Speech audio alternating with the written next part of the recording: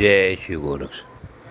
प्रिय श्रोताओं, आप देख रहे हैं महर्षि वाल्मीकि द्वारा रची गई रामायण का बालकांड। बालकांड में आप भाग 35 देख रहे हैं। भाग 34 में आपने सुना कि कुमार कार्तिकेय को जन्म से ही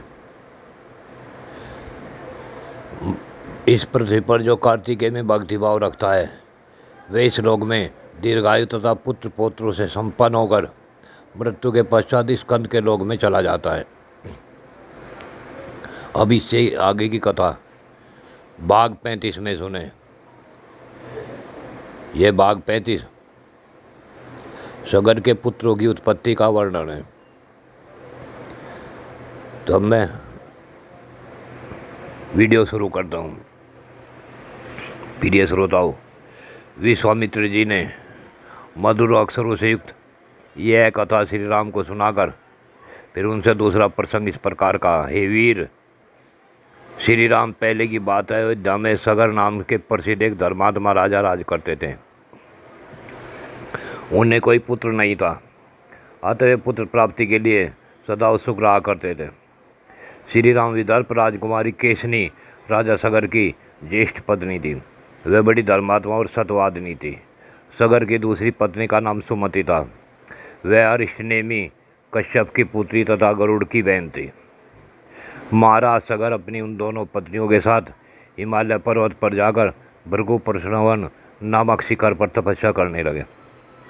100 वर्ष पूरे होने पर उनकी तपस्या द्वारा प्रसन्न हुए सत्यवादियों में श्रेष्ठ महर्षि भृगु ने राजा सगर को वरदान दिया। हे निष्पाप नरेश, तुम्हें बहुत से पुत्रों की प्राप्ति हो। हे पुरुष परवर, तुम इस संसार में अनुपम कीर्ति प्राप्त करो।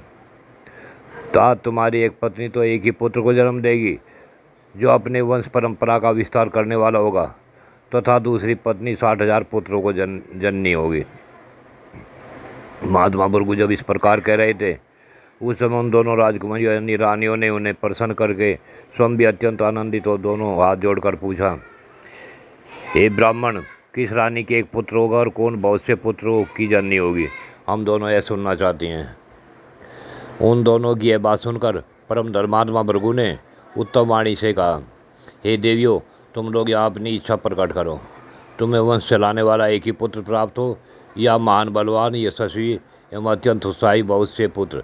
इन दो वरों में से किस वर को कौन सी रानी ग्रहण करना चाहती है?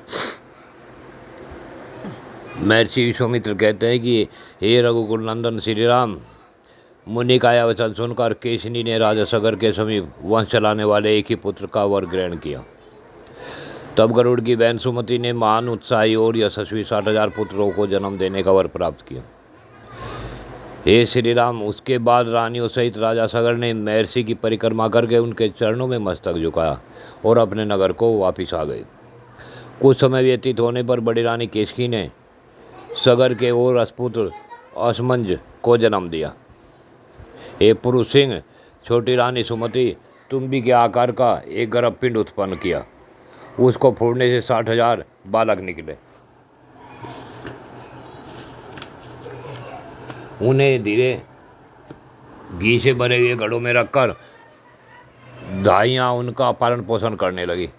धीरे धीरे जब बहुत दिन बीत गए तब वे सभी बालक युवावस्था को प्राप्त हुए। इस तरह दीर्घ काल के पश्चात राजा सगर के रूप और युवावस्था से सुशोभित होने वाले 60,000 पुत्र तैयार हो गए।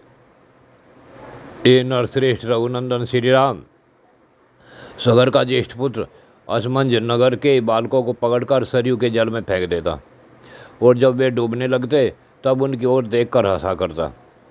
इस प्रकार पापाचार में प्रवृत्त होकर जब वह सत्पुरुषों को पीड़ा देने और नगर निवासियों का अहित करने लगा तब पिता ने उसे नगर से बाहर निकाल दिया। असमंजस के पुत्र का नाम अंशुमान। वह बड़ा ही पराक्रमी, सबसे मधुर वचन बोलने वाला तथा सब लोगों को प्रिय था। हे नरश्रेष्ठ श्री राम, कुछ काल के अनंतर महाराज सगर के मन में यह निश्चित विचार हुआ कि मैं यज्ञ करूं। यह यज्ञ निश्चय करके वे देववेक्ता नरेश अपने उपाध्यायों के साथ यज्ञ करने की तैयारी में लग गए। विश्वामित्र की कही हुई कथा सुनकर श्री रामचंद्र जी बड़े प्रसन्न हुए। उन्होंने कथा के अंत में अग्नितुल्य तेजस्वी विश्वामित्र मुनि से कहा, हे गुरुदेव, आपका कल्याण हो। मैं इस कथा को विस्तार के साथ सुनना चाहता हूँ। मेरे पूर्वज महाराज सगर ने किस प्रकार यज्ञ किया था। उनकी यह बात सुनकर विश्वामित्र जी को बड़ा कौतूहल हुआ। वे यह सोचकर कि मैं जो कुछ कहना चाहता हूँ उसी के लिए प्रसन्न कर रहे हैं, जोर जोर से हंस पड़े। और हंसते हुए उन्होंने श्री राम से कहा, हे राम, तुम महात्मा सगर के यज्ञ का विस्तार पूर्वक वर्णन सुनो। पुरुषोत्तम शंकर जी के ससुर हिमवान नाम से विख्यात पर्वत विंध्याचल तक पहुंचकर तथा विंध्य पर्वत हिमवान तक पहुंचकर दोनों एक दूसरे को देखते हैं। इन दोनों के बीच में दूसरा कोई ऐसा ऊंचा पर्वत नहीं है जो दोनों के पारस्परिक दर्शन को बाधा उपस्थित कर सके। इन्हीं दोनों पर्वतों के बीच आर्यव्रत की पुण्य भूमि में उष्य का अनुष्ठान हुआ था। ये पुरुष सिंह राम वही देश यज्ञ करने के लिए उत्तम माना गया है। एतात ये रघुकुल नंदन राजा सगर की आज्ञा से यज्ञ आशु की रक्षा का भार सुदृढ़ धनुधारी मारुति अंशुमान ने स्वीकार कर लिया। परंतु पर्व के दिन यज्ञ में लगे हुए राजा सगर के यज्ञ संबंधी घोड़े को इंद्र ने राक्षस का रूप धारण करके चुरा लिया। एक आकुष्ठ महामना सगर ने उस अश्व का अपहरण होते हुए समय समस्त ऋतुजों ने यजमान सगर से कहा, आज पर्व के दिन कोई यज्ञ संबंधी अश्व को चुराकर बड़े वेग से लिए जा रहा है। आप चोर को मारिए और घोड़ा वापस लाइए, नहीं तो यज्ञ में विघ्न पड़ जाएगा और वह हम सब लोगों के लिए अमंगल का कारण होगा। हे राजन, आप ऐसा प्रयत्न कीजिए जिससे यह यज्ञ बिना किसी विघ्न बाधा के परिपूर्ण हो। उस यज्ञ सभा में बैठे हुए राजा सगर ने उपाध्यायों की बात सुनकर अपने 60,000 पुत्रों से कहा, हे पुरुष प्रकर पुत्रों, यह मान यज्ञ वेद मंत्रों से पवित्र अंतःकरण वाले महाभाग महात्माओं द्वारा संपादित हो रहा है। अतः यहाँ राक्षसों की पहुँच हो ऐसा मुझे नहीं दिखाई देता। अतः यश चुराने वाला कोई देवकोटि का पुरुष होगा। अतः पुत्रों, तुम लोग जाओ, घोड़े की खोज करो, तुम्हारा कल्याण हो।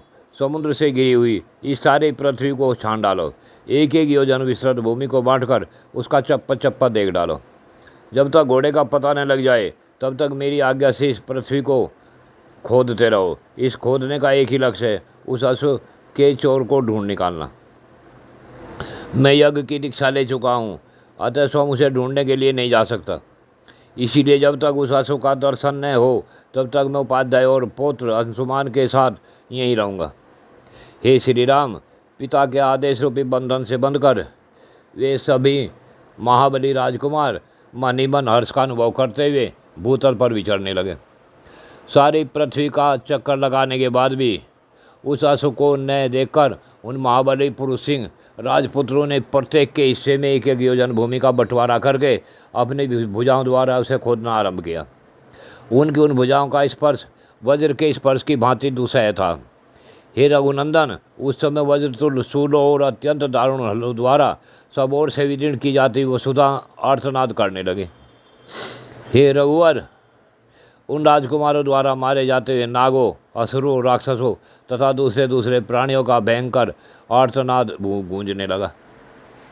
1000 योजन की भूमि खोद डाली, मानो वे सर्वोत्तम रसातल का अनुसंधान कर रहे हों। हे नृपश्रेष्ठ राम, इस प्रकार पर्वतों से युक्त जम्बूद्वीप की भूमि खोदते हुए वे राजकुमार सब और चक्कर लगाने लगे। इसी समय गंधर्वों, असुरों और नाग सहित संपूर्ण देवता मनी मन घबरा उठे और ब्रह्मा जी के पास गए। उनके मुख पर विषाद छा रहा था। वे भय से अत्यंत संत्रस्त हो गए थे। उन्होंने महात्मा ब्रह्मा जी को प्रसन्न करके इस प्रकार कहा, हे प्रभु, सगर के पुत्र इस सारे पृथ्वी को खोद डालते हैं और बहुत से महात्मा और जलचारी जीवों का वध कर रहे हैं। यह हमारे यज्ञ में विघ्न डालने वाला है। यह हमारा अश्व चुरा कर ले जाता है। ऐसा कहकर वे सगर के पुत्र समस्त प्राणियों को हिंसा कर रहे हैं। ये देवताओं की सारी बातें सुनकर भगवान ब्रह्मा जी ने कितने ही प्राणियों का अंत करने वाले सगर पुत्रों के बल से मोहित एवं भयभीत हुए उन देवताओं को इस प्रकार कहा, हे देवगण, यह सारी पृथ्वी जिन भगवान वासुदेव की वस्तु है तथा जिन भगवान लक्ष्मीपति श्री हरि कपिल मुनि का रूप धारण करके निरंतर इस पृथ्वी को धारण करते हैं। उनकी कोप अग्नि से ये सारे राजकुमार जलकर भस्म हो जाएंगे। पृथ्वी का यह भेदन सनातन है, प्रत्येक कल्प में अवश्यंभावी है। श्रुतियों और स्मृतियों में आए हुए सागर आदि शब्दों से यह बात स्पष्ट ज्ञात होती है। इसी प्रकार दूरदर्शी पुरुषों ने सागर के पुत्रों का भावी विनाश भी देखा ही है। अतः इस विषय में शोक करना अनुचित है। ब्रह्मा जी का यह कथन सुनकर शत्रुओं का दमन करने वाले 33 देवता बड़े हर्ष से भरकर जैसे आए थे उसी तरह पुनः लौट गए। सागर पुत्रों के हाथ से जब पृथ्वी खोदी जा रही थी उस समय उससे वज्रपात के समान बड़ा भयंकर शब्द होता था। इस तरह सारी पृथ्वी खोद कर तथा उसकी परिक्रमा करके वे सभी सागर पुत्र पिता के पास खाली हाथ लौट आए और बोले, पिताजी हमने सारे पृथ्वी छान डाली। देवता, दानव, राक्षस, पिशाच और नाग आदि बड़े बड़े बलवान प्राणियों को मार डाला, फिर भी हमें न तो कहीं घोड़ा दिखाई दिया और न घोड़े का चुराने वाला ही। आपका भला हो, अब हम क्या करें? इस विषय में आप ही कोई उपाय बताएं। रघुनंदन पुत्रों का यह वचन सुनकर राजाओं में श्रेष्ठ सागर ने उनसे कुपित होकर कहा, जाओ फिर से सारे पृथ्वी खोदो और इसे विदीर्ण करके घोड़े के चोर का पता लगाओ। चोर तक पहुंचकर काम पूरा होने पर ही लौटना। अपने महान पिता सागर की यह आज्ञा शिरोधार्य करके वे 60,000 राजकुमार रसातल की ओर बढ़े और रोष में भरकर पृथ्वी खोदने लगे। उस खुदाई के साथ ही समय उन्हें एक पर्वताकार दिग्गज दिखाई दिया जिसका नाम विरूपाक्ष है। वह इस भूतल को धारण किए हुए था। इसके पश्चात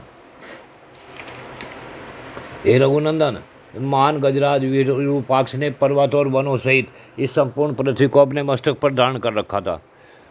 ये राम वह महान दिग्गज जिस समय थककर विश्राम के लिए अपने मस्तक को इधर उधर हटाता था उस समय भूकंप होने लगता था। श्री राम पूर्व दिशा की रक्षा करने वाले विशाल गजराज विरूपाक्ष की परिक्रमा करके उसका सम्मान करते हुए सागर पुत्र रसातल का भेदन करके आगे बढ़ गए। पूर्व दिशा का भेदन करने के पश्चात वे पुनः दक्षिण दिशा की भूमि को खोदने लगे। दक्षिण दिशा में भी उन्हें एक महान दिग्गज दिखाई दिया। उसका नाम था महापद्म। महान पर्वत के समान ऊंचा वह विशाल काय गजराज अपने मस्तक पर पृथ्वी को धारण करता था। उसे देखकर उन राजकुमारों को बड़ा विस्मय हुआ। महात्मा सागर के 60,000 पुत्र उस दिग्गज की परिक्रमा करके पश्चिम दिशा की भूमि का भेदन करने लगे। पश्चिम दिशा में भी उन महाबली सागर पुत्रों ने महान पर्वताकार दिग्गज सोमनस का दर्शन किया। उसकी भी परिक्रमा करके उनका कुशल समाचार पूछकर वे सभी राजकुमार भूमि खोदते ही उत्तर दिशा में जा पहुँचे। हे रघुश्रेष्ठ, उत्तर दिशा में उन्हें हिम के समान श्वेत भद्र नामक दिग्गज दिखाई दिया जो अपने कल्याण में शरीर से इस पृथ्वी को धारण किए था। उसका कुशल समाचार पूछकर राजा सागर के वे सभी 60,000 पुत्र उनकी परिक्रमा करने के पश्चात भूमि खोदने के लिए काम में जुट गए। उसके बाद सुविख्यात पूर्वोत्तर दिशा में जाकर उन सागर कुमारों ने एक साथ होकर रोषपूर्वक पृथ्वी को खोदना आरंभ किया। इस बार उन सभी मामना महाबली एवं भयानक वेगशाली राजकुमारों ने वहाँ सनातन वासुदेव रूप भगवान कपिल को देखा। राजा सागर के यज्ञ का वह घोड़ा भी भगवान कपिल के पास ही चल रहा था। रघुनंदन उसे देखकर उन सबको अनुपम हर्ष प्राप्त हुआ। भगवान कपिल ने अपने यज्ञ में विघ्न डालने वाला जानकर उनकी आंखें क्रोध से लाल हो गई। उन्होंने अपने हाथों से खंती, हल और नाना प्रकार के वृक्ष और पत्थरों के टुकड़े ले रखे थे। वे अत्यंत रोष में भरकर उनकी ओर दौड़ पड़े। अरे खड़ा रहे, तू हमारे यज्ञ में घोड़े को यहाँ चुरा लाया है। हे दुर्बुद्धे, अब हम आ गए, तू समझ ले हम महाराज सागर के पुत्र हैं।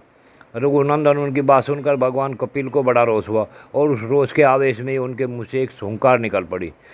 हे श्री राम ने उस हुंकार के साथ ही उन अत्यंत प्रभावशाली महात्मा कपिल ने उन सभी सागर पुत्रों को जलाकर राख का ढेर कर दिया।